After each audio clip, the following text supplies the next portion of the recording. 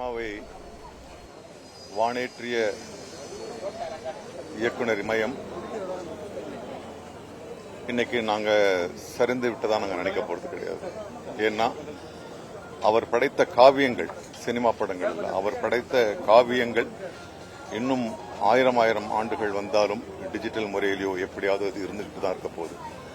அதனால அவருடைய பூத உடல் தான் இன்னைக்கு மறைஞ்சிருக்க தவிர அவருடைய ஆன்மாவோ அவருடைய அறிவோ அவருடைய கலையோ என்னைக்குமே இருந்திருக்கும். ஒருவேளை ஐயா பாரதிராஜா அவர்கள் நேரம் கடந்து வந்திருந்தால் தமிழ் சினிமா வேற மாதிரி இருந்திருக்கும். ஏன்னா தமிழ் சினிமா இரு பெரும் துருவங்களான எம்ஜிஆர் சாரையும் சிவாஜி சாரையும் இழந்து தத்தளிச்சுட்டு இருக்கும்போது என்ன மாதிரி சினிமான்னும் போது ஒரு புது விதமான சினிமா, ஒரு புது இலக்கணம், புது சினிமா மொழி, புதிய நடிகர்கள், புதிய அணுகுமுறை, புது புது கதைகள், நாம் பார்த்து பழகிய மனிதர்களை திரைக்கு கொண்டு வந்து மிகப்பெரிய கதாநாயகர்களாக அவர் பண்ணியிருக்காரு. யாரும் எடுக்காத முயற்சியை அப்போ அவர் எடுத்திருக்காரு.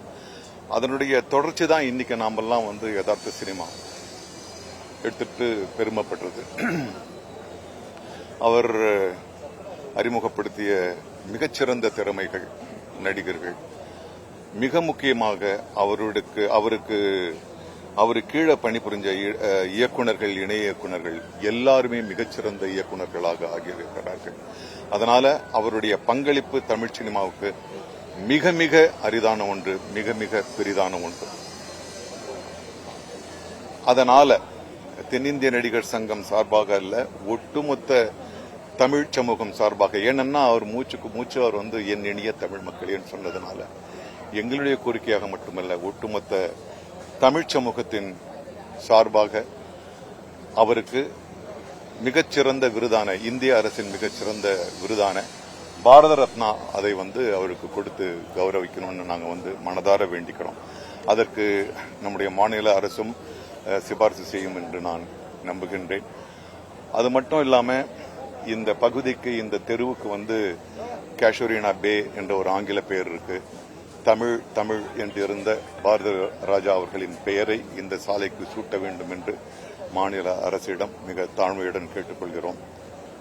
இமயம் இன்னும் வான்மூட்டும் அதன் காவியங்களால், அது படைத்த காவியங்களால். நன்றி.